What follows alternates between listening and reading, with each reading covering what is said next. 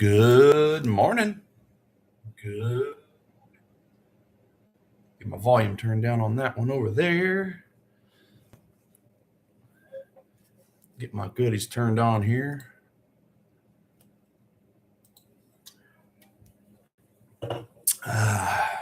How's everybody doing today?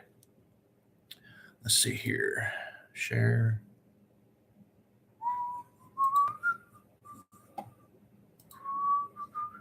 Get connected. Get this off my screen.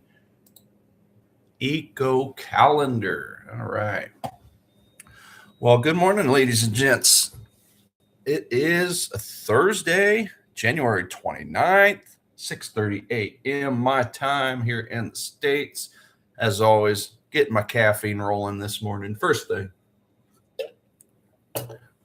I set my alarm for 5 and try to get up by 5, but sometimes it leaks into 5:30, 5:45. And just because I like to snooze. I don't know. Are you guys, any of you guys out there snoozers? Let me know if you are. I don't know. It's something about falling asleep, waking up, falling asleep, waking up. I just like that. I don't know why that is. But anyway, back to the markets today, guys. Looking at the eco calendar, we've got unemployment, our weekly unemployment claims coming up for the buck here in the States, here in 58 minutes from now, where they are projecting a slight tick up from 200,000 to 206,000 claims. So we'll see how that shakes out. Obviously, anytime you have more unemployment claims than the previous number, and obviously more than the forecast, then it's obviously not so good for the currency that you're looking at, the underlying currency. So we'll see how that report shakes out here at the bottom of the next hour. But other than that, that's about it for the high impact events. But as far as other events today, guys, we do have some, looks like, reporting for the Japanese retail sales coming out. Now, it's obviously a yellow folder light impact event, but it has a big, it's a big piece of the Japanese heat map that we look at, the Japanese yen heat map when we're talking about the heat maps over here. So macro scanners, economic heat maps, Japanese yen. Okay. So retail sales, that'll be this number coming out right here in the middle. Previous number 1.7, and then the actual for the last time was a 1. Oh, I'm sorry. Forecast was 0.9 and then 1. So yeah, last report did come in bullish for the Japanese yen for the retail sales. So as far as today's number, when that comes out, it's actually projected to go lower. Okay. So if that does in fact come out 0.7 or around that, okay, or lower, then, if it comes out lower, then we'll have a change on the retail. We'll have a change on the percentage on the Japanese yen. Because remember, the last report that came out was bullish. So obviously, if we have a bullish number today, then this would remain the same. If we have anything that meets expectations or lower, then that would drop this. So that would drop the yen back to more in the neutral camp. So that's the Japanese, or that's the retail sales number rather. Let's see, what else do we have here? Core CPI for Tokyo, okay, for Japan as well. We do have. Let me double check on that. Yeah, so we follow the main number, okay, the main year-over-year inflation number. So not necessarily the core when we're talking about the heat map. And I saw another one over here for the Australia dollar. What was that? Yeah, PPI. Okay, we got the quarter-over-quarter PPI number coming out. This is tonight, by the way. Japan and Australia's info, low impact releases. So PPI quarter-over-quarter. Let's go look at the Australia dollar. You guys remember it's pretty strong. Okay. Now we track more so the year-over-year number over here for the Edge Finder as far as the economic heat map goes. But remember, Aussie dollar is one of the stronger ones. So let's go take a quick look at the overall currency index, the surprise index. And there you have it.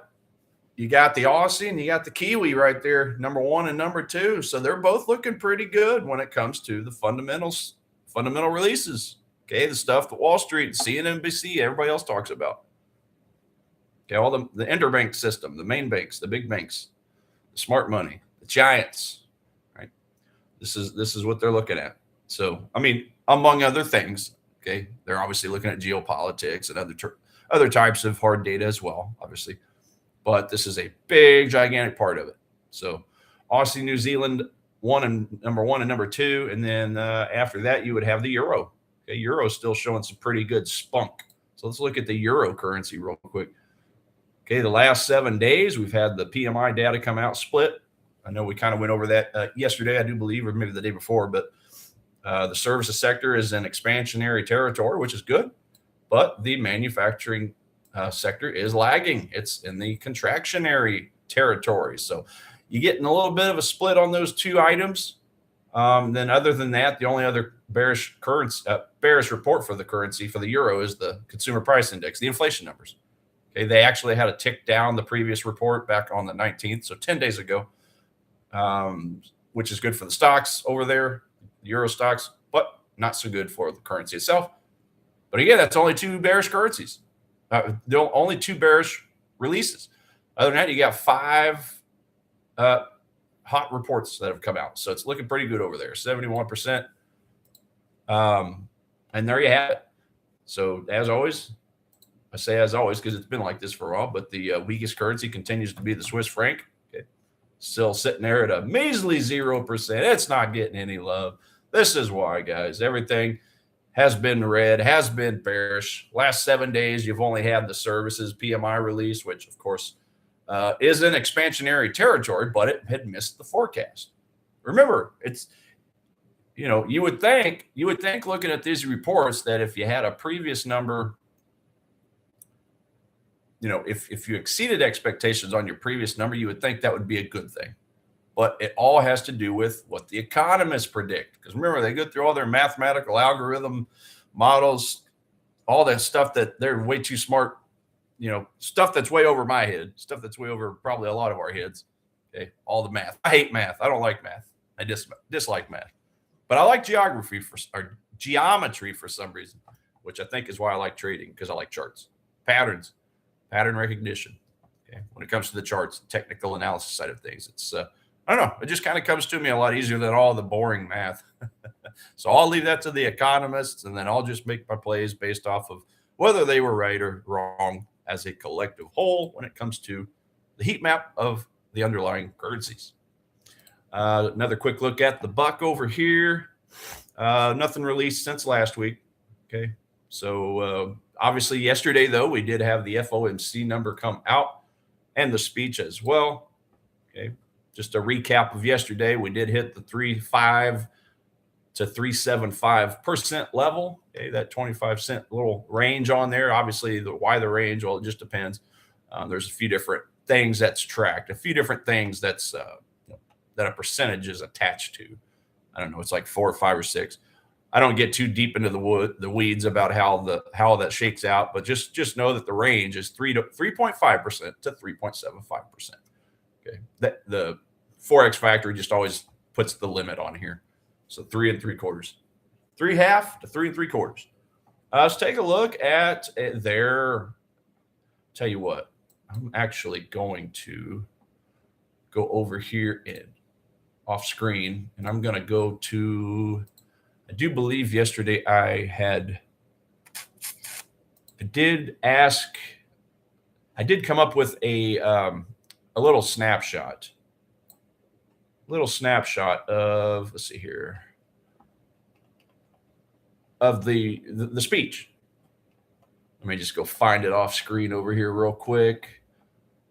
Come on, where's it at? It's over here somewhere. Give me 1 second, guys.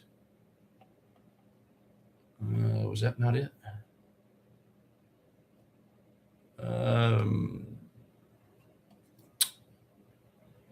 Well, give me 1 second. I thought I had it over here. Yeah, I like to take the speeches and just kind of boil them down and do a half-page summary. So let's see here. I got it here. Here it is. Yeah, so hold. So they maintained, okay, steady hold.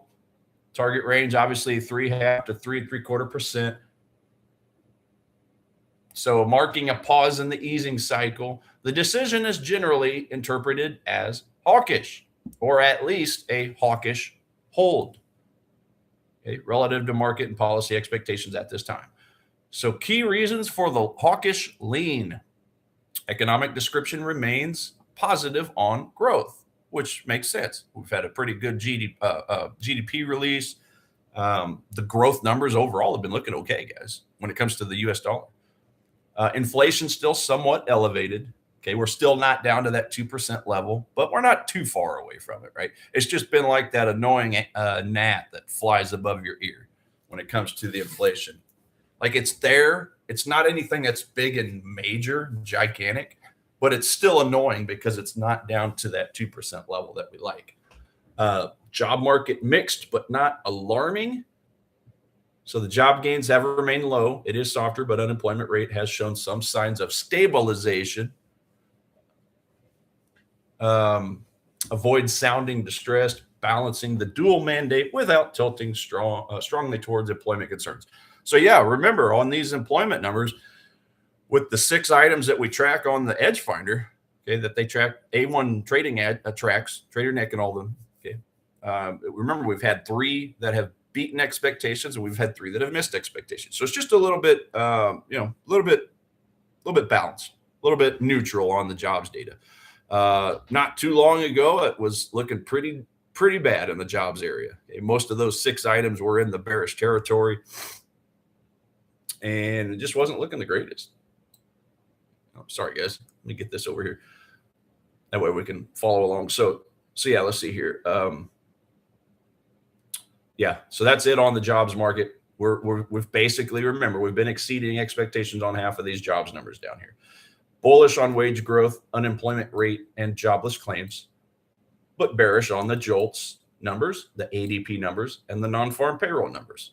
Okay, so right down the middle, 50%, these bottom 6 as far as jobs numbers.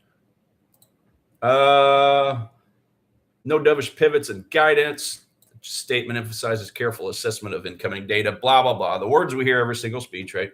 Balance of risk, preparedness to adjust if risks emerge, standard vigilant language. See, even Grok knows what's up. But without signaling imminent cuts or removing any prior hawkish elements. It reaffirms strong commitment to returning to the 2%. So stuff we hear every single speech, guys. Dissent from the dovish side. 2 voters. Now, is this really a surprise? Okay, 2 voters, Stephen Moran and Christopher Waller, dissented, preferring to lower the rate by a 0.25 percentage point. Okay, those are a couple favorites from Trump. Obviously, Governor Miron, he's the one that Trump installed. Okay, he's the one that Trump installed when what's her name was cut loose. Can't even think of her name off the top of my head. So y'all already know that whatever anybody he appoints or recommends is going to be wanting to cut the rates. It's just the reality. He's wanting a cheaper buck, and he's wanting the stock market to grow. Okay, typical Republican presidents. If you go look at a history on a chart of the U.S. dollar, look at the Dixie, and they tend to, the dollar tends to go down with Republican presidents. It tends to go up with Democrat presidents. But the opposite is true in, typically in the stocks. So typically the Republican presidents have a booming stock market, but the Democrats have a declining stock market. Now, that's not always true. Joe Biden, love him or hate him, hey? Love him or hate him, his old self. Okay, the stock market boomed for part of that time under him. The question is, was it real or artificial? Okay, and how much of that was left over from the previous administration? So anyway, so that's Governor Miron. Obviously, Trump will be appointing a brand new Fed chair at some point in the very near future to replace Jay Powell when he steps down. So I think the markets are really going to start hooting and hollering whenever that happens. And I haven't even paid attention who the heck it is. Poly Markets. Let's go see. I'm sure Poly Markets has it. Poly Markets. I know they've got the governor or here we go. Fed. Let's see here. Who will be Fed chair? I don't know. Do I just type in Fed chair? Let's see what Fed chair brings up. Who will Trump nominate as Fed chair? That's probably it right there, huh? That's right, Rick Reeder. That's right. I remember hearing his name. So Kevin Warsh, I remember hearing his name, and he was the favorite early on. Obviously, you guys remember Kevin Hassett. Everybody just swore up and down that he was going to be the next Fed chair. But when you hear their verbiage and their lingo of late, it doesn't seem like that's the case. Trump says he wants to keep Hassett on as right where he's at. Okay. So it was kind of a head fake. Everybody thought Hassett was going to be the new Fed chair after Powell's term ends. Christopher Waller, I can see making sense. But yeah, Kevin Warsh, he became the new favorite. Now all of a sudden, out of nowhere, Rick Reeder's the new favorite, the betting favorite. It's crazy and scary how accurate this Poly market site can be when it comes to predicting all kinds of different things. I mean, obviously you got your sports breakdowns and who's going to win the game tonight and so on and so forth. But even when it comes to politics, guys, this thing is ridiculous. It's so funny, but so scary accurate that it ain't even crazy. Look at that. They've already got look, why even worry about it? We already know who our next president's going to be. It's going to be JD Vance, right? So there you go. It's almost like it's telling time. It's predicting the future. But anyway, I digress from that silliness. Let's go look at our top setups. I am in a trade, by the way, guys. I'm on a trade for the New Zealand dollar. Okay. I am in a long position. And I'll tell you, it's so annoying because I use Google Chrome as my platform as far as the streaming and showing you guys my charts and analysis and everything. But I use Trade Locker for my two challenge accounts. I have a demo account here that I was using quite a bit whenever I would share trades and things, and whenever I was streaming with Ola Prime. But it does not allow you, Trade Locker does not allow you to log into multiple accounts. So in other words, my two challenge accounts, and it doesn't allow you to go back and forth on here between accounts. It just doesn't allow that. They claim there's a feature they're trying to add to do that. I don't know what the big deal is. So unfortunately, whenever I'm in trades on my challenge accounts, I can't even show you.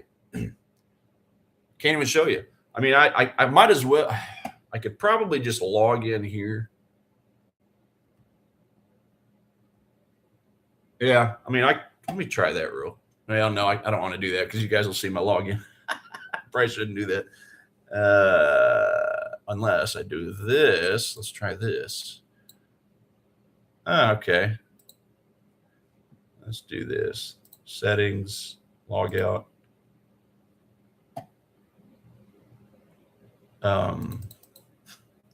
There, that's the one I want. Okay. Yeah, maybe I can figure this out. Let's try this. I can unhinge it, and then there we go. And then I can put it back like this. All right, there we go. There we go, guys. All right, so here's my trade right here. Kiwi dollar. Now, this happened overnight while I was sleeping. I was looking at this demand zone from back over here. This was a 15-minute zone.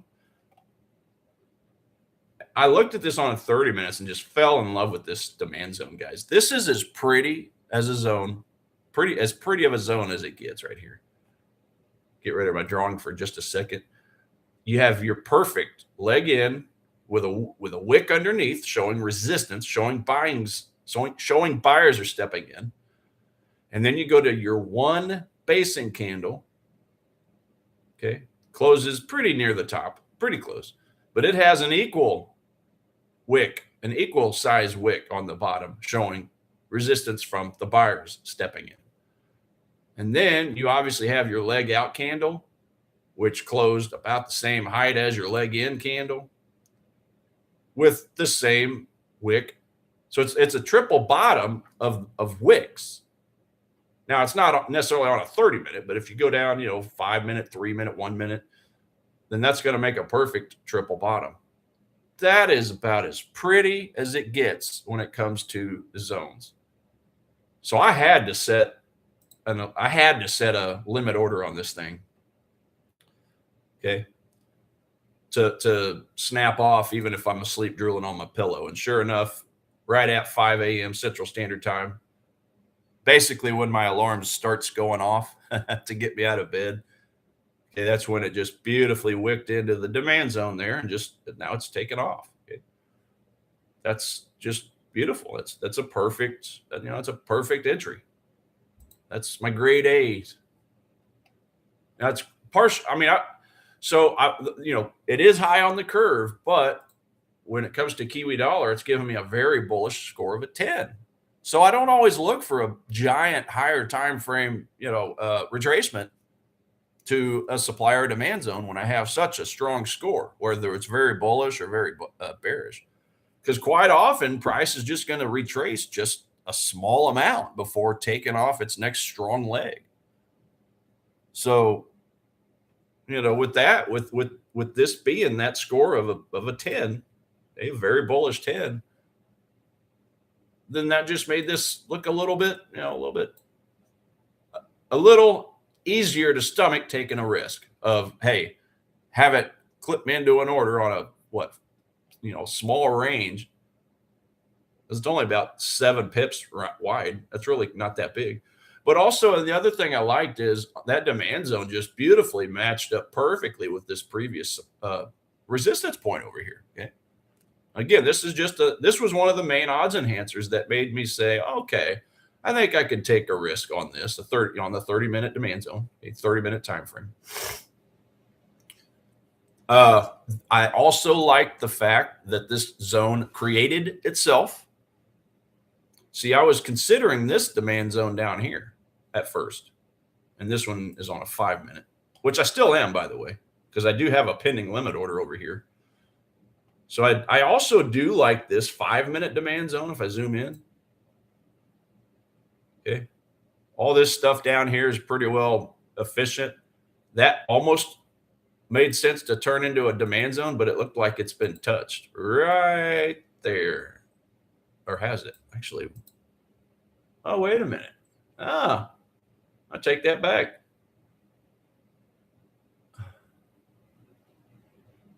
I must have looked at the wrong time frame on that last night because I didn't pay attention to that.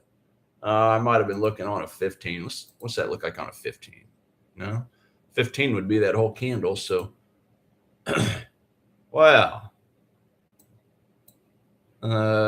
shoot, guys, I got choices here. Now I'm in the trade already, so at this point I'm not worried about this so much. But this is a zone on top of a zone. You had a pretty good volume spike even on a 5-minute time frame. Pretty decent volume spike on this candle, on the leg out candle. And then you turn around, you had another demand zone, and that's where the volume kind of slowed down, though. That's the thing. So in hindsight, I would just look at this as, combine these two zones and maybe just make that one big zone. Yeah. See, there's your 30-minute candle right there. So that basically incorporates both of those zones. I'm actually going to delete this pending order now because I'm already in the one. In other words, I didn't know which one of these zones was going to take. Okay. Was it going to be this 30-minute demand zone that catches a bid like it is? Or at the time, my thinking was, will it chew through that, give me a small loss, and then will it catch a bid down here on this lower demand zone, which is, that the origin of this strong move up. So I just wanted to take a chance on that. But now that I know that I'm in the order, I'm obviously going to delete that pending order. Okay. Because if it just breaks through this demand zone at this point, it's had a chance to kind of recover. But then it would be creating new lower lows and lower highs. So the chances of this zone holding it probably wouldn't be that great. And not only that, there's a lot of candles to the left. Quite a few candles. 4 hour doesn't really paint that pretty of a picture. 1 hour. Okay, let's look at the 1 hour. You see to the left here? That's just a lot of candles. This is a lot of candles. And that's exactly why I preferred this demand zone here on the 30 minutes. Because it was its own, it created itself. Okay. It didn't bounce off a demand zone, but it was influenced by this resistance point, this former resistance. Along with just the zone itself looking good, the zone broke this structure right here. Zone broke that structure and looked pretty good. So yeah, I just took a chance on it, guys, and so far it's paying off. Now the good thing is I've already moved my stop loss to break even, so I can't lose on this trade. And now that it's moved up to 1,000 unrealized, I may, let's see here, trail stop. Okay, the goal is always to trail stop. So once we let's see here, just seeing if I have any demand zones on some smaller time frames here. So stop loss, wait a minute, is my stop loss there? Yeah. Wait a minute, where's my, whoa, my order is not there. Huh, I don't know what happened. Okay, never mind, there's my, well, I'm messed up in the head. Never mind, there's my take profit up here and my stop loss. Okay, I just didn't see it. I'm like, where'd my stop loss and take profit go? But they were just faint. So at this point, obviously, guys, it's the idea is I want to start seeing breaks of structure and closes above swing high points so that I can start slowly trailing my stop up. Okay, this is really the first, decently major swing high point or structure. Okay. So once we get a close above that on a 15-minute time frame, well, then maybe I can squeeze in my stop loss for a few bucks. But I have to give it room to breathe, right? I mean, this, obviously where it's at now is probably as good as it's going to get. So I really need to see it start breaking a couple of these. Once we start breaking a couple of these, then slowly I might just move it up a few pips. The stop loss, maybe this major swing low right here. I wouldn't call it major swing low, but it's a noticeable swing low, right? Hello, Ned Shefrick. I hope I got your name right. Yeah, hello. Man, I'm doing great. I'm doing wonderful. As always, guys, I'm in here at 6:30 a.m. every morning, Central Standard Time, Kansas City time. So 1 hour behind New York City. Okay. So I got all kinds of alerts, but if you guys ever have any Forex pairs, indices, Bitcoin, gold, silver, oil, okay, anything of that nature that you want me to chart, let me know.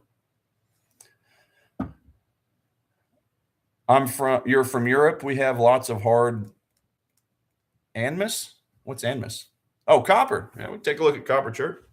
Yeah, I was just going over my trade that I'm in right now. So it's looking good, guys. Just to finish up, $1,200 unrealized at the moment. I want to get away from it and let it do its thing. Okay. So we're trying to break that first structure. So let's just say we get a turnaround somewhere here. Okay. Then we'd want to be, it would obviously come down potentially, maybe catch this area here, break another structure. Okay. That's the goal right there. I expect some retracements now that we have broken the structure. So if I'm looking at kind of in the future on this stop loss that I've got, yeah, we'll look at copper here in just a second, my friend. My stop loss is currently here. So it started off down here, just so you guys know. Okay. I had to give it some wiggle room while I'm asleep. And then when we started jumping up, I went ahead and moved it to where it's currently at like this. In other words, take off the swaps. Actually, I need to move it a little deeper just to cover the potential swaps and fees, commissions. But anyway, it's at break even, or a cup of coffee, as I like to call it. So once we get this swing low and this new push up, then I'll be trailing my stop from where it's at to, probably just under this one here. So at least a 1-to-1 reward risk. So if this right here is 1 unit of risk, which is what I started out with, okay, basically, let's just call it 12 pips. And I measured from the proximal line of the demand zone. Now I need to move 12 pips to the upside. Where's 12 pips for a 1-to-1? Ooh, look at that. I nailed it. It's basically right where I put the line. Okay. So that's my 1-to-1. I don't really want to do that though, unless we get a pullback. and then a push up and break some other structures. Okay. Break this structure, assuming this just comes down like this. So anyway, we'll check this out before the stream ends, and we'll see where we're at that point.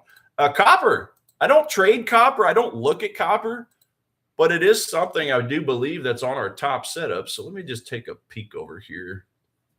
I think copper's over here. Let me go look. This is A1 Trader, A1 Trading, guys, A1Trading.com. This is called the Edge Finder. And let's see here.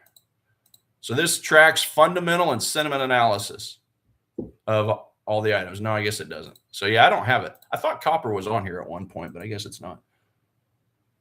But anyway, it just gives me a reading. Hey, is something bullish? Is something bearish? Okay, and I usually just undo the neutral items, get them off my screen because I only care about actionable setups. What is going on? Hold on, I got to refresh my screen here. I think something froze up. But we'll definitely chart. Oh my goodness. We'll definitely chart copper here. Just 2 seconds as soon as I get my goodies back up and running. Yeah, we'll just let it do its thing. Okay, copper. What is that? X. Algo, what's going on, boss? We're going to take a look at some copper here. What is copper? X? I forgot what the ticker is. I'll just type in copper. XCU. That's right. Okay. Yeah, we'll just take a look at that. So as for any item I chart, guys, I always start at a daily time frame. I want to see the overall trends. Wow, that thing had a couple big drops here in the past, didn't it? Get some ideas to obviously where the 30,000 foot view. Where is it going? Is it going up or down or sideways? Because quite often items, especially currencies, trend sideways, right? But obviously metals a little bit different of a beast. We know as far as the other metals, gold and silver. Oops, I didn't mean to do that. Gold and silver are just going to the damn. They're not even going to the moon anymore, guys. They're going to another galaxy. Okay, look at this. Look at this crap. Look at that gold, man. This is a daily chart. Gold, silver. My goodness, just nuts. Let's go back to copper, though. I mean, it's right there. Okay, it's basically trailing gold and silver. So what do I think about copper? The easy answer is stay the hell away from the buy button. Because you're basically trying to catch a rocket going to Mars. Okay, I'm sure if Elon Musk, he's probably on a rocket in this price action as we speak. So if something's going up and up and up, do we really want to sell it? It's just the same thing as if price is going down like crazy. Do we really want to catch a falling knife?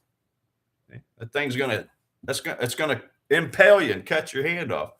So when it comes to this type of price action, the best thing to do, if you ask me, is just to catch a discount, man. You know, for me, I like buying in spots like this right here. Oops. Let's turn this off for a second. Okay. Buy right there in a demand zone.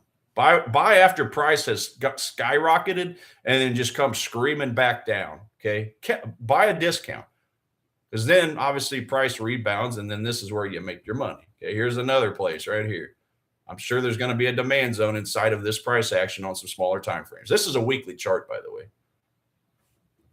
Actually, let me make it a little bit more realistic. Yeah, let's go back down to. I thought I was on a daily chart, but I was on a weekly chart. Yeah, so there's your weekly chart. But yeah, I mean the same thing rings true. Okay, here's a demand zone over here. That's a daily demand zone. Now, here, let's do this. Okay, there's a daily demand zone. And what happened? Price bounced in. Okay, bounced in, caught unfilled orders from the zone. And we could obviously go down to a 4-hour. In fact, there's your 4-hour demand zone right here. Why is my stuff not? That little red candle hiding in there. Okay, there's your 4-hour demand zone. So I always like to look for confluences. See that candle right there? That red candle right there. Well, why don't I use this candle down here? Is that not a demand zone? Well, it was for about 2 seconds. Well, more like 4 hours. But then the price retraced and then wicked in and touched this candle. So it mitigated it. It closed the gap, which means it took the unfilled orders from that particular candle. So we look for the first, we look for the nearest inefficiency in the market as close to the origin of a strong move as possible. So for here, it's that candle because we have our gap right above it. Right? So this is your gap right here. And this works on any chart. Now, I don't trade copper, but it's, like what I trade on everything else when it comes to technical analysis, it works just as well on copper or anything else. So the goal is you want to find your swing low. You want to find your daily and your 4-hour demand zone. Okay, the daily box is obviously the yellow box. The 4-hour box is obviously the green box. So I've got confluence. I've got the zone inside of a zone. That means multiple sets of eyes, not only for daily traders, but traders that prefer the 4-hour chart, that are trying to follow the banks, trading like a banks. Okay, they're the ones that make all the money, the smart money. Okay, the banks, the institutions, the hedge funds, all that. So they like unfilled orders. They like discounts. So obviously price goes away and then at some point comes back and touches and continues going up. So anyway, that's a higher time frame. If we're just isolating this most recent swing low though, okay, from was that January 22nd, so last week, then as far as curve analysis goes, we'd be basically looking at this: swing low, swing high, swing low. And this would be your thirds. Okay, breaks it into thirds. Where's the discount? And where's the premium? And where do you get chopped to pieces? Okay, the bottom third. So under that red line to the green there, to the swing low, that's your discount zone. Right? This is your discount zone. Up here, this is your premium zone. And down here in the red, what have we got? Chop City. So the idea here is, guys, and no matter what time frame, it doesn't matter what time frame you guys prefer, you can do this same curve analysis. We obviously know we're in an uptrend. So if we're in an uptrend, then we just go to the most recent swing low, which I would say that would be your most recent swing low, pivot point, okay, whatever you guys want to call it. Great question. So the tool I used is this trend-based fib extension. So all I do on that trend, and I just saved it as a favorites. So you just find it over here, right? Right here. This is Trading View, obviously. So you go to this kind of this second row of tools, or well, third row, I guess, if you include that. And it's just right here. And then just put you a star on it. That way it saves it up here for you. But the idea behind this tool is once we'll just use that as an example. So the one I put there, once you draw from your swing low to your swing high, and then you have to click it again down here to kind of close it or finish it. And I always do this, guys, from the magnet. See the magnet mode? This thing snaps automatically to the point, to the T on the bottom of the wick, or even the bottom of the real body, or the top of the real body, or the top of the wick. It's way better than manually doing it, because if you have this turned off, then it's not gonna go to the exact point. So magnet mode, guys, this is the best. This is the easiest way to get exact readings. But anyway, when you type in when you go to your settings, whenever you've put on a trend-based fib extension, you just go over here to style. And all I have done, and this is the same thing as your regular fibs, right? Your Fibonacci's, people that trade fibs. It'll automatically have your 0.61, your 0.382, your 0.5, and all that. I just X all that out. And the only thing I want to see is a 0 and a 1.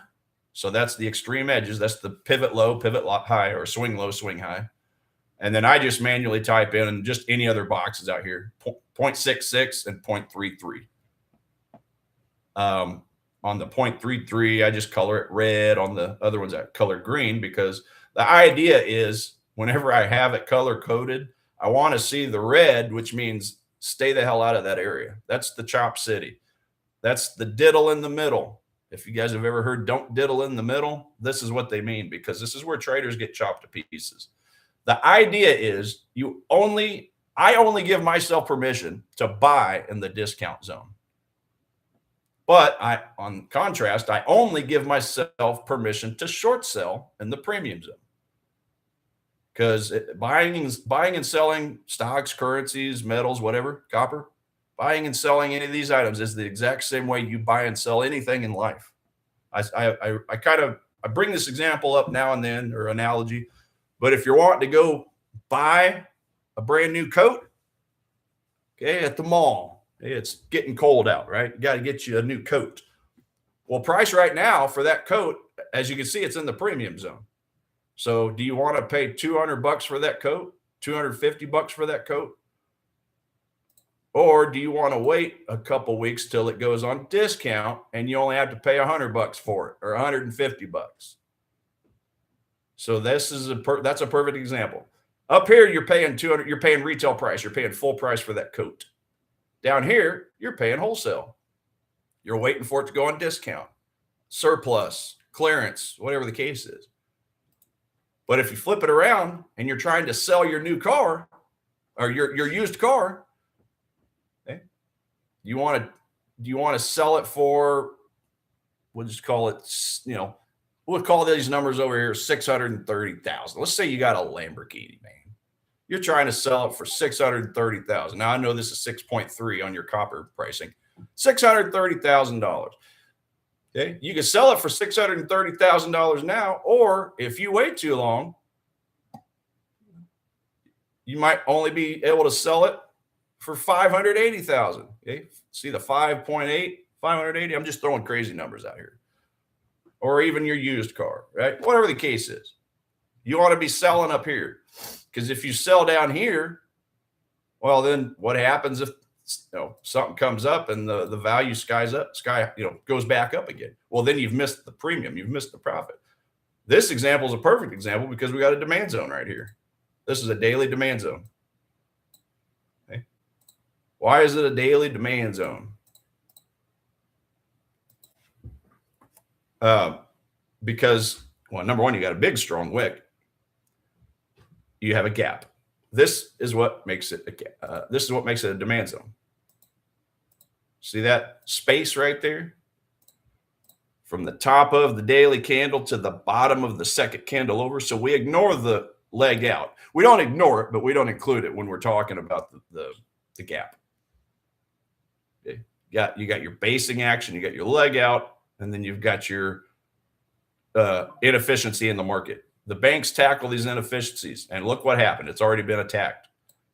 And now that I see a little closer, it actually did wick into the daily. So now, because it did touch it, look at this. It's been mitigated. So I've got a choice to make. Do I really want to trust that daily demand zone has unfilled orders? Okay. Or did this price action wick in and suck it up? Suck out some of those unfilled orders, meaning weakening the zone. So I just personally, rather than looking at this on a daily time frame, so daily 4 hour, which is my favorite confluence, I'll go down to a 4 hour, 1 hour and see what that looks like. Because I can't, by my definition of my set of rules that I put on myself, I can't see this. I can't use that as a daily demand zone anymore. I have to go down to a 4 hour. Okay. Now, since I know it's been touched, I'm gonna leave it there, but I'm gonna color it light yellow. So that just tells me, anytime I color coordinate all my stuff, guys, it just tells me a specific story. So the story it tells me here, if I go look at this chart later this evening or tomorrow and I forget what the heck I drew that up for, well, it just tells me the light colored zones just tells me that they've already been mitigated. But just barely mitigated to where perhaps there are other orders still hanging out down below. So this is our 4 hour chart, guys. Do I have a 4 hour gap? I do. It's just not the sexiest. Look at this. Okay, so there's my 4 hour daily demand zone. Do I have a fair value gap? I do. It's just tiny. See how tiny that gap is right there? that little white box. Okay? So basically, I think what my idea here is probably going to be to ignore all this crap. Because yes, I do have a gap, but then this wick right here negates all these candles because it touches this. This was a demand zone at one point. This red candle. So check this out. That was a 4-hour demand zone at one time, but what happened? It got touched, and then price took these unfilled orders, okay, and launched upwards. So from here, basically, I'm just going to focus on this area here, I think, because that's a used up zone that I just drew up, so I can't use it anymore. Yes, I still have this one down here, but what happened is when price left the zone, it just kind of went sideways for a week. We had our big push away yesterday, last night for me here in the States. So where is the origin of that strong move? Well, if this is all sideways and this is the strong move, well, the origin is right here. I can't use that candle because that candle touched it and the leg out candle sucked.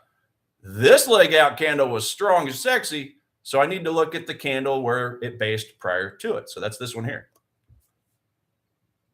That candle. Now let me double check a daily real quick. Okay. So yeah, you can even look at this daily candle. Now I can't draw this daily candle up yet because we're still in this candle. I need to wait until the candle after closes. So I still can't utilize a daily. I have to stick with a 4-hour time frame. And this is going to be the demand zone candle right here. Right there. Okay. That is the candle of choice. Hello. Ilhausen, good day to you. Let me know where you guys are from, by the way. Be interested to see. Where'd you find me? How'd you find me? Did you find me on YouTube? Did you find me on Instagram, Facebook? I've got 5 different social sites that I try to put a shorts video on every single day. My nose itches. So I put up a shorts video just so you guys know.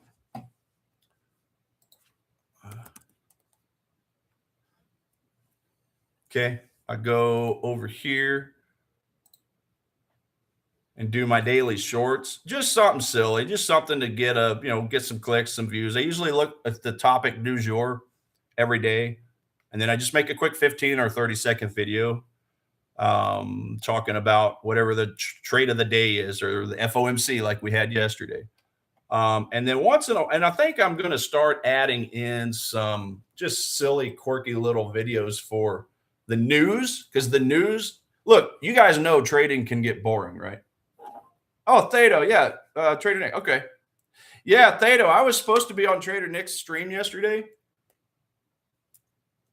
but I was a bonehead and I got the time zone incorrect because his live stream, I talked about it with him earlier, but yeah, I saw 12:30 on the live stream schedule and just did not stop to think that was Eastern Standard Time. So I got on like at the end of when I was supposed to be streaming and was ready to roll for the 30 minutes, to be ready in 30 minutes. And then they said, "Oh, you missed it." I'm like, "Oh my God, I'm an idiot." But part of the reason was I spent all morning yesterday after my morning stream yesterday, talking with a firm out of London. They're signing contracts and all this stuff. And so basically I'm going to be trading at with a prop firm. One it's kind of like a trading club, if you will. So they only let certain people in. Yeah, I had to go through a series of interviews and all this, but they basically hooked me up with a funded account and then some other stuff, some other trainings and stuff. So yeah, more details to come on that. But yeah, I'll still be doing my streaming, so that I'm not going anywhere. Instagram, okay. No, I appreciate you guys. Man, losing my voice. I appreciate you guys. I'm trying to grow this thing. I was doing quite a bit of this with Ola Prime prior to. Okay? I was doing a streaming with them every day, but then long story short, they had to fold up shop on the streaming program. Just wasn't quite getting the viewership, so we all decided that I would just go out on my own. But anyway, yeah, I'm going to start probably doing some more of these Forex recap videos with puns and humor because, shouldn't we, if we're going to be doing this stuff all day, every day, shouldn't we be laughing? Find some humor in it? Because trading can get boring. You guys know this. So I'm going to try to inject some humor into it. If I could get my frog out of my throat. But anyway, yeah, when it comes to my live streams, guys, I've got small views. So I'm trying to grow this thing. I appreciate each and every one of you that have come over. But my shorts have been doing freaking get to where you want to get as possible. So anybody you could share that to would be awesome. I would greatly appreciate it. I just enjoyed teaching. I enjoyed training. And yeah, every time I teach, I say this often, every time I teach or train something, it reinforces it to myself and I become a better trader as a result. So anyway, off of that, just to finish up on copper though. Oh, and we got 9 minutes, by the way, before the numbers come out, the unemployment claims. As far as copper goes, I'd be probably interested in this spot here. Now it's in the middle, is it not? Because I just told you guys this was a swing low, swing high. Well, but now that we've drilled down into these the smaller time frames, and seen that this is just kind of boring chop, I'd be okay to be moving my gosh dang it, move my chart, my analysis, move my curve analysis. Okay. From here to here. Swing low, swing high. Now, the bottom third is good for this demand zone, this 4-hour demand zone. So at the earliest, I would be interested basically your 6 level. Okay. Your 6 level there. And I always like to take whatever, potential time frame on to place a trade and divide it by 4 and then go see if I have a gap on that time frame as well. So if I take a 4-hour chart, I want to divide it by 4 and that comes up with a 1-hour chart, right? So it's the rule of 4s, guys. When you're looking at multiple time frame analysis, you can use the rule of 3, the rule of 4. I just prefer to use the rule of 4. But anyway, I drop it down to 1 hour. And the same thing applies here. Do I have a gap? Do I have a demand zone inside of that 4-hour demand zone? Well, look at that. I beautifully have one. Okay. So I just put a dashed line, a dotted line on the top of it, on the top of the proximal line of this demand zone. And that just shows me this is my pinpoint entry. This is my, I could trade from up here at the proximal line of the 4-hour. But if I wait just a little longer, price comes in here, then I get a much better reward to risk. I basically more than double it. Okay. More than double that. Because that's just a little bit lower than the halfway point of the 4-hour, is it not? So by waiting on this entry, and then obviously, have my stop loss underneath. Okay. There's my would-be stop loss. Right? Would-be stop loss underneath. And on that, I would probably give it a little bit more wiggle room just because it's kind of a narrow 1-hour demand zone at that point. Now, when price comes down, oh my goodness. Okay. When we get that initial bounce into the demand zone, now I'm not going to be ready to, let's do this. Let's do it like this. Okay. It's going to start dilly-dallying around here. Right here is obviously the aggressive entry. Okay. We've touched the 1-hour demand zone. But what is a decent idea is to wait for a break of structure to the upside to show that it's at least trying to, start moving up.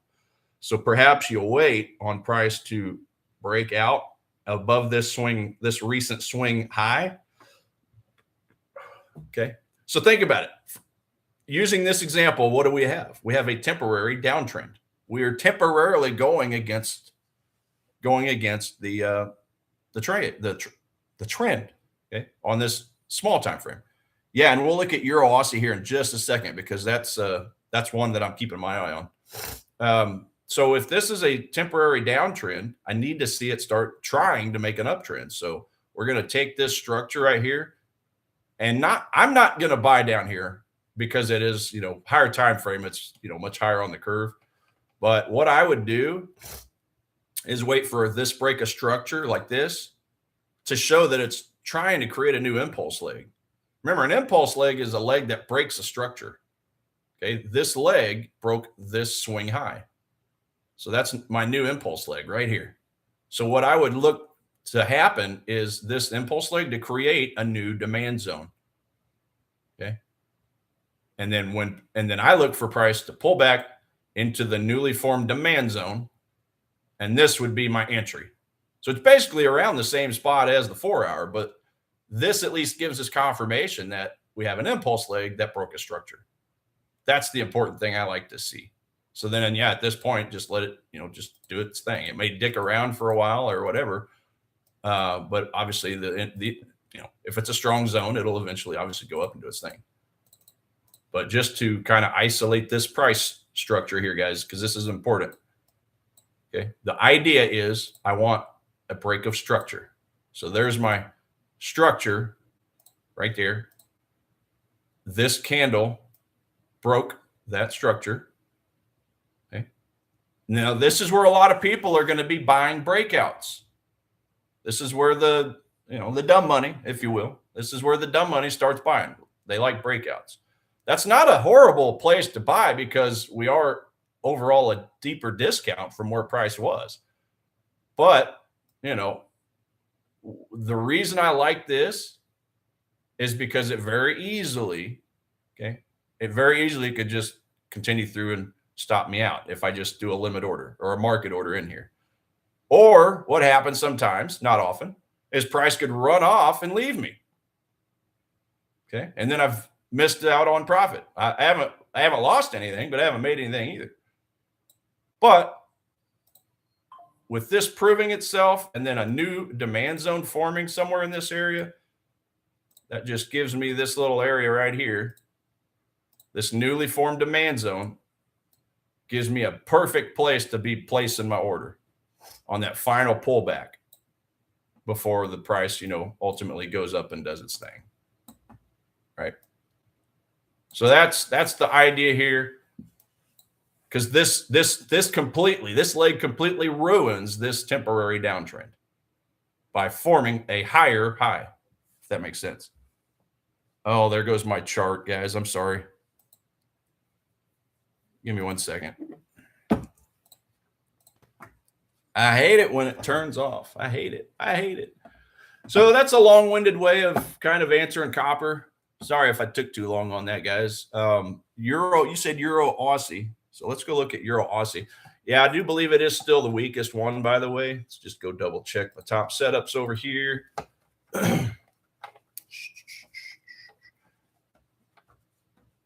Yeah, sorry about the charts, guys. This seems to happen to me at least once every single stream. I don't know why it does it, but I'll be going along doing my analysis and then bam, the stream goes away or my charts go away and I have YouTube up on this chat, this screen over here, but I get so deep into my analysis, I don't always think to look over here just to make sure that I'm that my chart is up. So apologies for that every time, guys. But anyway, let's get rid of my neutrals over here. I only care about the actionable items. Euro Aussie, okay, minus 11. So definitely gives me permission. Remember, guys, the Edge Finder for me is my boss. Okay, for Trader Nick, it's his boss. For all the other guys on the A1 stream, and for everybody around the world that uses it, okay, this is our boss. Okay, yes, we are our own bosses when it comes to trading, but we have to be accountable to something. So how can we become accountable? Well, by following the same information that the smart money is following, the big banks. I say it often, but when you go on to CNBC or whatever legacy media that talks about finances and trading and investing, they're not talking about a 5-minute crossover, moving average crossover. They're not talking about a 5-minute support and resistance bounce. What are they talking about? They're talking about all these items right here, the GDP reports, the inflation reports, the employment numbers, guys. This is what they're talking about. So if this is saying, hey, go do something, then go do it. But don't do it unless it says, bullish score, very bullish score, whatever the case is. So I get my permission from my boss to go look at, in this case, Euro Aussie. Okay, it's a minus 11. It's giving me permission to then go look at the chart. Okay. Euro Aussie. Okay, obviously nice downtrend. Doesn't matter if we have it on a daily, 4-hour. I mean, this thing's just beautifully rolling around on a daily. Look at it. Nice uptrend, levels out over the course of a few months, and then just starting to turn over. Now look over here. This is the important thing. We have a long ways to run on the Euro Aussie dollar. Okay, you got all these green candles right here. Well, we're in the middle of those green candles now. This is a waterfall right here. So let's look at a weekly chart just for a second. Look at this.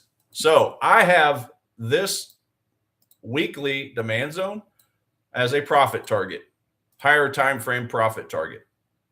In fact, I'm going to color that orange. So I do my daily zones yellow. I do my 4-hour or lower time frame zones green, because green is the color of money, right?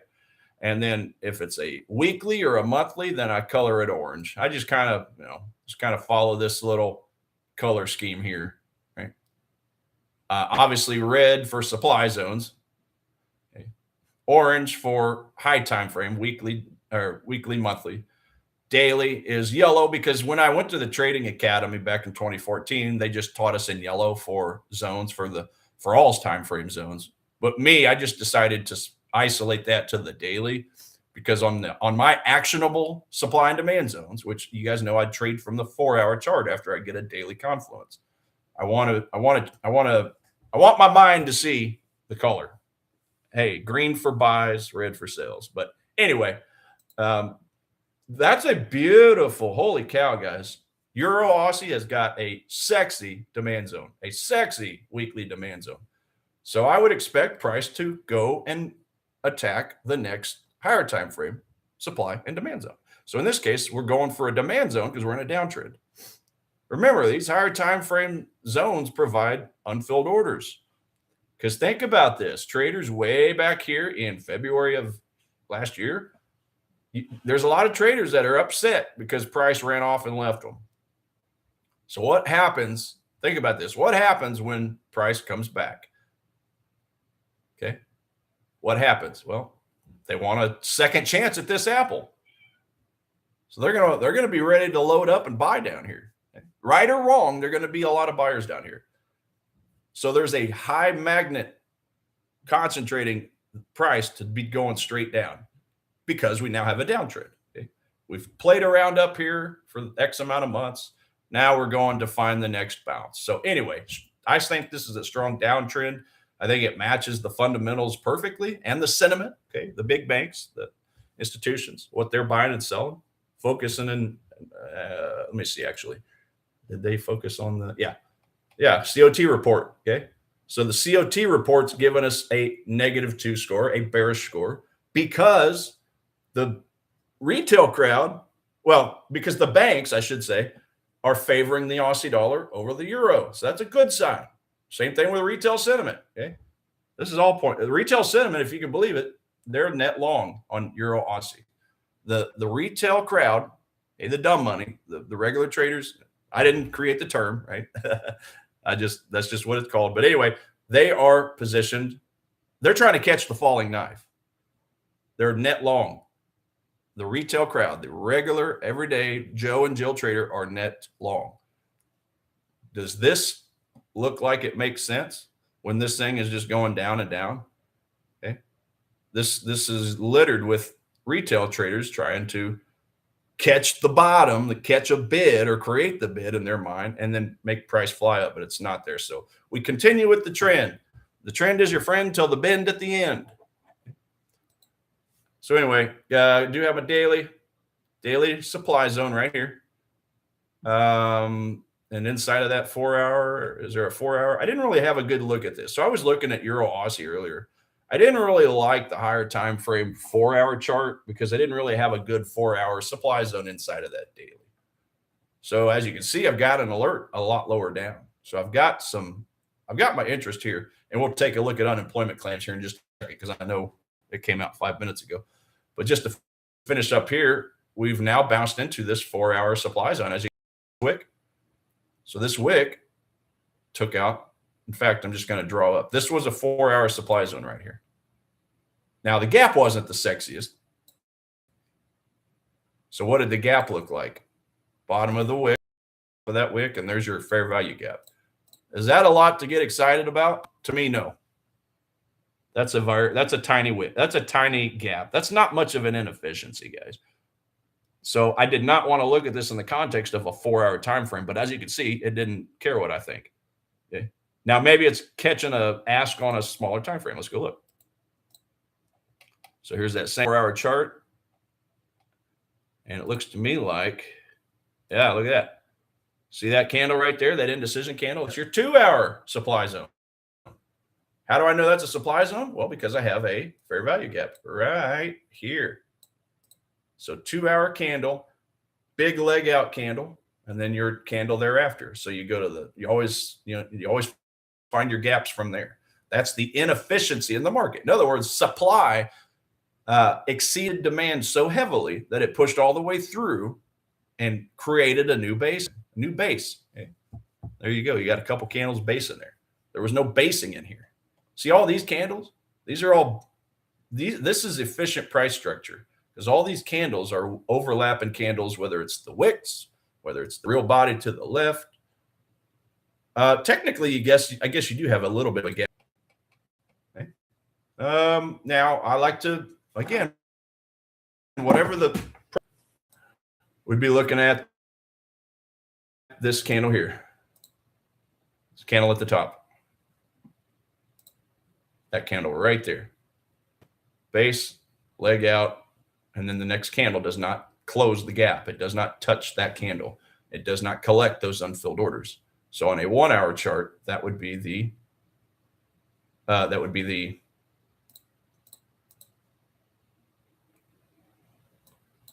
sorry guys. That would be the spot. So I've got my alert set. I set that last night. Basically, I want to see this gap get closed and be shorting rather from the 30-minute time frame. Just like this. Now, because we're so low on the curve, if we zoom all the way out, this is going to be another example, Thado. Oh my God, my charts. I'm sorry, guys. YouTube Studio is the absolute worst, man. Absolute worst. We used OBS at my last spot, but I couldn't figure out how to get it to work. I'm a trader. I'm not a tech guy. I need a production team, which is why I'm trying to grow this thing so I can maybe eventually get one. But anyway, supply zone here. Okay, 30-minute supply zone. I also had the 2-hour. So remember, 2-hour divided by 4.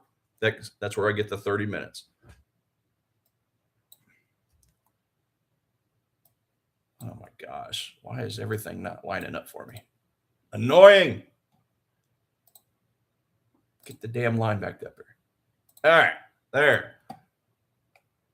So 2-hour, which is the box, which is the rectangle. That's my 2-hour supply. And then the white line, the white dotted line is the proximal line of the 30 minute. Now, when we're looking at this in the context of the 30-minute, I got 1, 2, 3, 4, 5, 6, 7 red candles. So that's a plus. That's a +1 showing strength on this supply zone. Adding another point by the fact that we broke this structure to the downside. Hey, break a structure. So that's another +1. That's another odds enhancer point. The fact, let's see what else we got here. Let's go back to the 2-hour for a second. The one thing that I would have preferred, though, okay, is that this big red candle, which looked nice, looked nice on a whatever, regardless of the time frame. I just wished I would have seen more volume spread analysis activity. In other words, more tick volume. trading activity, institutional volume, institutional activity. When you see yellow candles and red candles, okay, you'll see red candles at times. Wow, actually don't see any on this one. Well, this one isn't as heavily traded as a lot of these others, like euro dollar, dollar yen, all that, when it comes to currencies. So you don't see a lot. But yeah, when you see the bigger expanded range candles on the volume spread analysis chart, then that typically means that's where a lot of institutional volume is picking up, or smart money, right? The smart money. So my -1 is the fact that I'm not really getting it. I'm just getting the same average candles. They're green candles. They're not growing relative to the candles previous to them. So that is a slight, that's a slight negativity for that. But this is just where I rely on Old Faithful, man. In other words, I look for that break of structure to the downside when price hits the zone. Now I just missed it. Right? So when price comes up, if price comes up, we hit the zone right here. Let's just say we do something like this. Okay, we hit the 1 hour, or I'm sorry, the 30-minute. I need to see the break of structure. So let's break this swing low, close, and then look for a new supply zone to short it. Okay. That's the beautiful thing about if one or two items or odds enhancers are not in my favor, well, then just get a confirmation entry. Don't be doing limit orders, okay? Limit shorts or limit buys if you try to buy. Look for this confirmation, because this confirmation order will save you way more times than not, guys. Okay. So just remember, whenever that happens, I've got to see a newly formed supply zone on a smaller time frame after this leg here, this new impulse leg, breaks this structure. Oh, telling you guys, this is my favorite entry right here.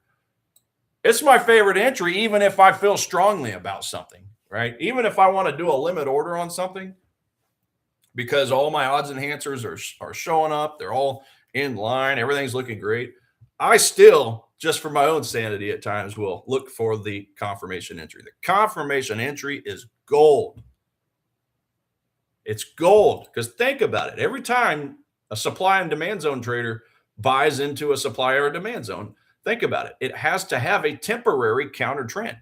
So yes, it's just the higher time frame retracement, but when you go down to the smaller time frame, okay, it's a counter trend trade you're making. So if it at least shows that it's trying to turn around, that makes you sleep a lot easier. This reduces the anxiety right here, because it's at least showing that, hey, we have a new counter trend impulse leg, breaking structures. Okay, this is never a guarantee, but it just keeps you out of a lot more losses, because if I sell once it hits the white line there, well, it could very easily just keep going through and stop me out like this, obviously, right? Small loss.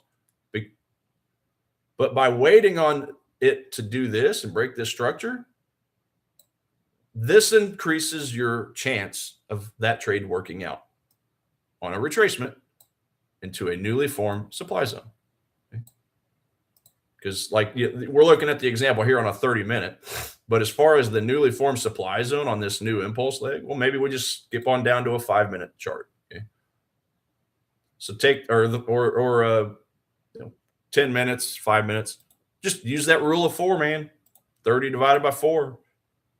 5, 10, 15, 20. So, you'd have to pick between 5 or 10 minutes. So either one. 5 or 10 minutes, doesn't matter. Just go to the time frame that paints you the best looking picture, and then just look for that zone. But it's a lifesaver, man. Confirmation entry. Let's go look at the updated numbers over here. That's yesterday. Why am I on yesterday?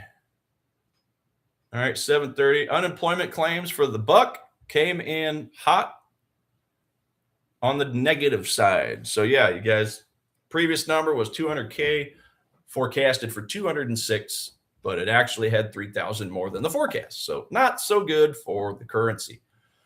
Go take a look. The Dixie. Let's see if we got any movement at all over here.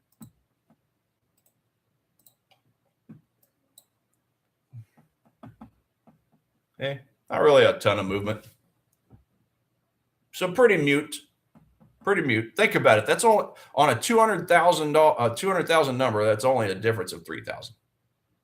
So 730 right here. You had your initial push up, push down. So it's basically going nowhere, guys. What's dollar yen doing? It's dollar yen is going to look just like this. Oh, look at that. Let's get rid of the drawings for a second. Yeah. So there you go. Dollar yen, pretty well the same thing as the Dixie, is it not? Right. Dixie. Dollar yen. Now, dollar yen's on the bearish side. So if anything, I would want to be short this.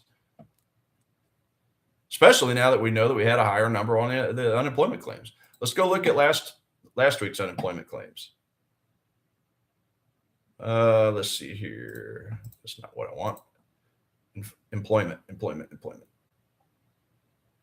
Labor market. Unemployment claims. Okay. So this number is going to be a little bit higher. Forecast was 206. Remember, so when this blue box paints out, it's going to be just a little ahead of that red box. So it's even with our report from January 8th. Is that right? 208. Is that what I said? 209,000. Okay. So there we go. So we're kind of trying to trend in the wrong direction, right?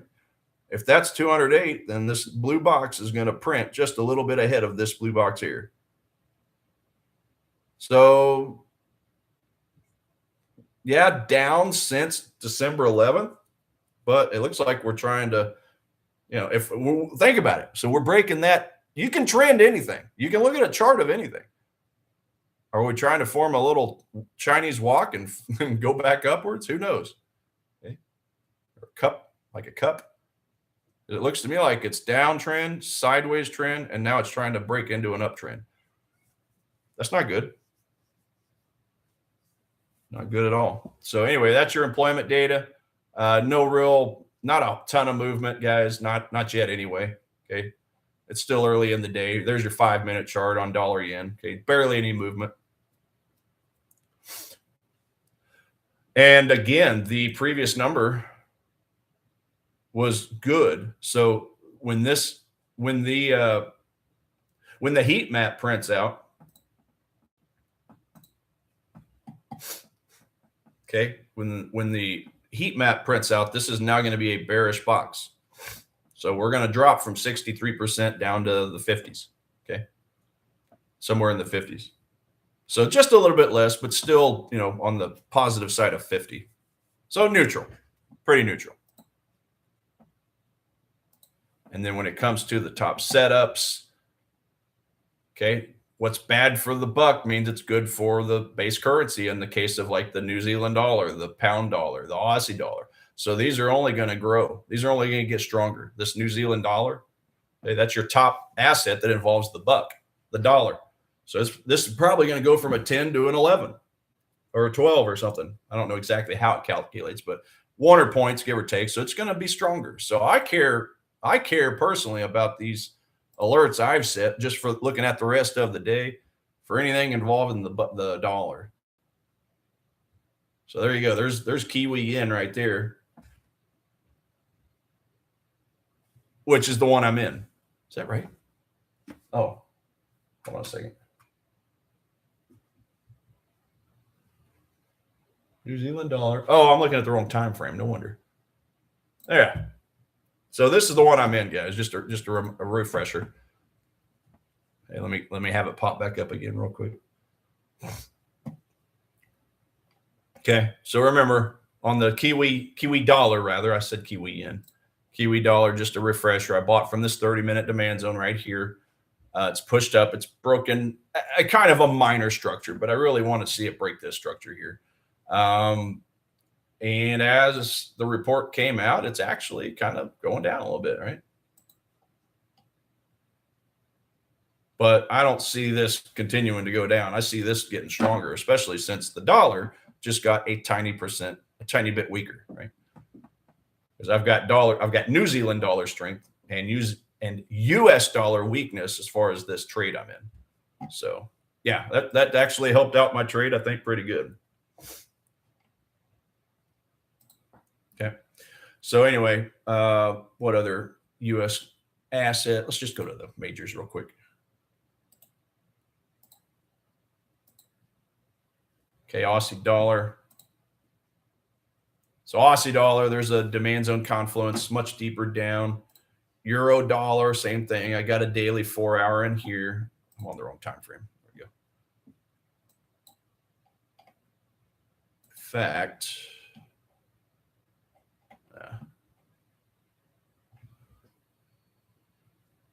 oh yeah, ignore the curve analysis. That's old news.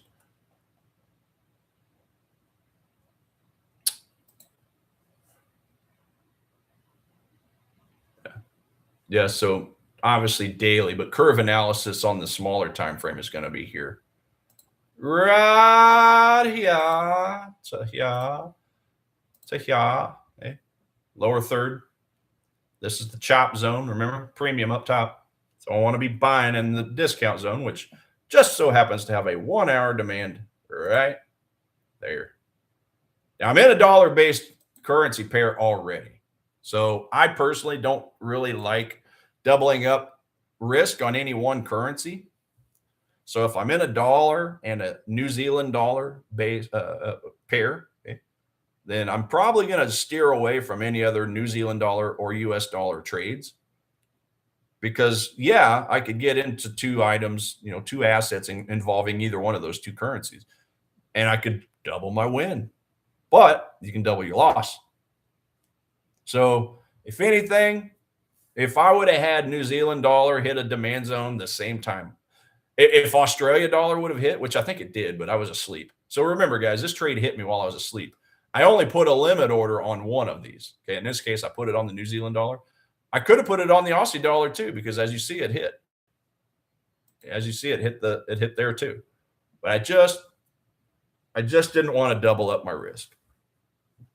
But if I wanted to put half a position on each, I could have done it. I just didn't feel like doing that because then I had to set up the same order twice, actually 3 times, because I got 2 challenge accounts and I'm doing a competition rather, through Ola Prime, which I've barely even paid attention to because I've been so busy this week. So probably ain't going to get anywhere. But 1, 2, and then remember, I set this other demand zone up as a limit order as well. So I set up 2 limit orders per chart. So that's 6 total limit orders, right? When I include everything else. So I just didn't feel like I didn't want to put on another one for Aussie dollar. I did it on New Zealand dollar because it was the strongest. Okay. It had the highest very bullish score. Now the other ones were pretty strong too, pound dollar, Aussie dollar, but I just decided to stick with the strongest one. And that's where I put my chips.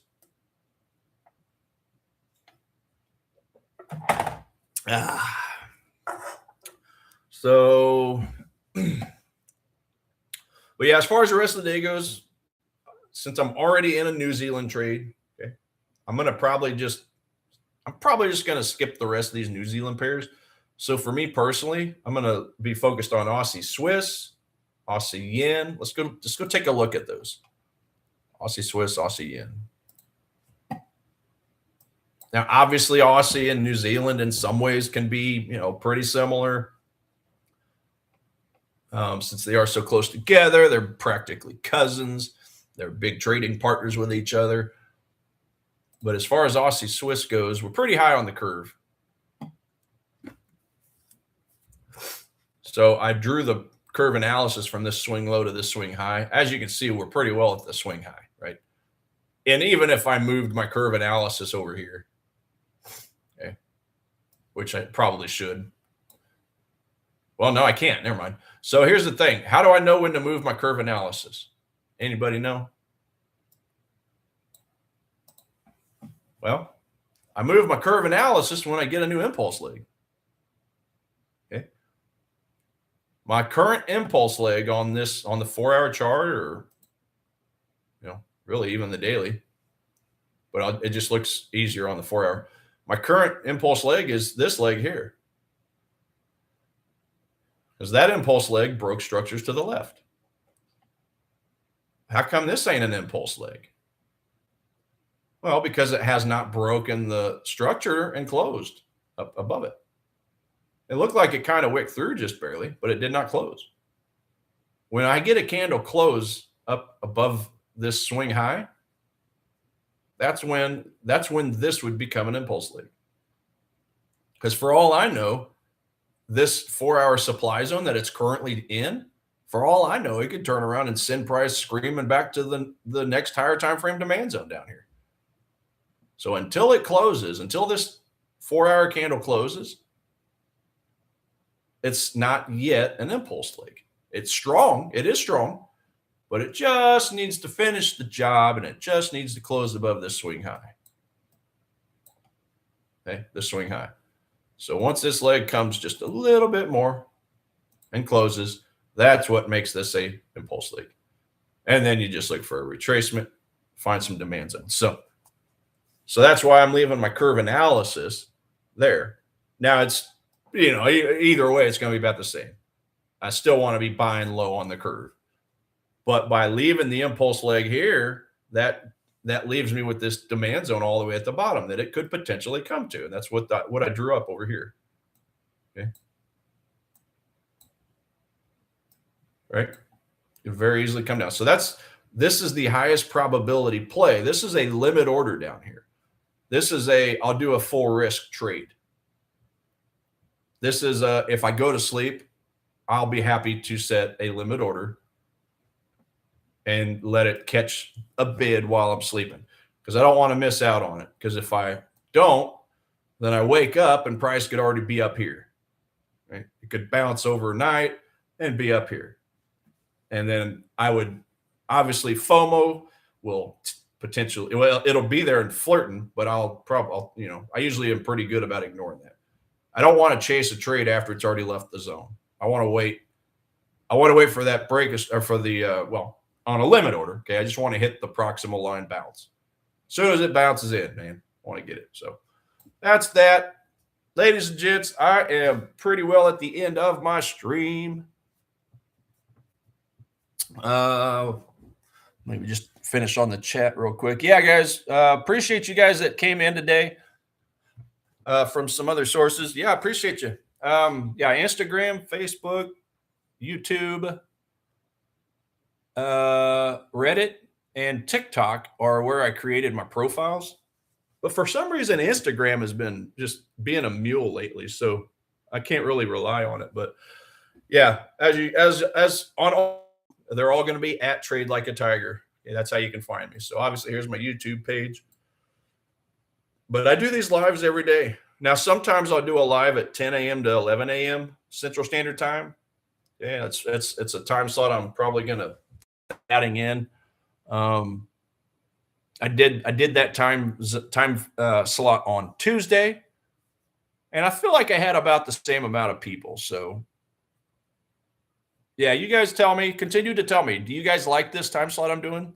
This is 6:30 to 8 a.m. Central Standard Time. Or would you like me to incorporate a 10 a.m. to 11 a.m. Central Standard Time stream? I can switch it up. I can do, maybe I do a late session on Tuesdays and Thursdays and avoid the morning one. Or I can keep doing the morning one all 5 days and just add in that 10 to 11. In other words, do 2 streams a day. Keep that one just a short hour. Yeah, I can do whatever. And I'll probably be talking about this till I really settle on it. At the moment, I don't know. But I do know study a 4-day class with this new company, which I'll get more information out about it, guys. Like I said, I just signed the contract yesterday. So I'm not, I don't know that I want to just start throwing a bunch of details out just yet. But anyway, it'll be a 4-day training class, and I'll have to get up quite early for that because it's a London session, right? So I'll be doing 3 a.m. to 10 a.m. So I'll be getting I'll have to go to bed early, get up probably 2 o'clock a.m. a.m. my time. Okay, Thato, 6 a.m. Okay, yeah, because it's you should be 8 hours ahead of me, right? So I think 8. So is it 4 p.m. your time? I think you're 8 hours ahead of me. Yeah, I think it's 4 p.m. South Africa time, if I remember right. Yeah, Coach Richard was my good friend, is my good friend that streamed with me every day, and he was in Cape Town. So are you in Cape Town? Let's see here. Yeah. Yeah. And he told me I got to get down there. I got to get there someday. Because I know you guys are enjoying the beautiful weather right now, right? Springtime for you guys. Yet if you look outside of my place, yeah, 4 p.m. So if you look outside of my place right now, it's snow. It's sickening. It's disgusting. I hate it. I'm ready for summer. Okay? I'm ready for spring, summer. My swimming pool that's outside under a tarp right now, laying dormant. Okay? Beers by the poolside or wine, margaritas. Woo! Don't even have to leave the house, right? It's beautiful. So anyway, guys, I'll let you guys know tomorrow how this New Zealand US dollar trade is going. It's looking pretty good, I got to admit. It's up 1,200 unrealized on one and 500 on the other. So 1,700 unrealized. We'll see how it goes. I'm going to probably go ahead and lock in some of these gains. Yeah, I'll probably go ahead and move it 1-to-1. And we'll let you know how it goes tomorrow. So with that, peace, love, and chicken grease, everybody. I'll be on same time tomorrow, 6:30 a.m. Look for my shorts video this evening. Like, share, subscribe. Have a wonderful day. We'll talk to you soon.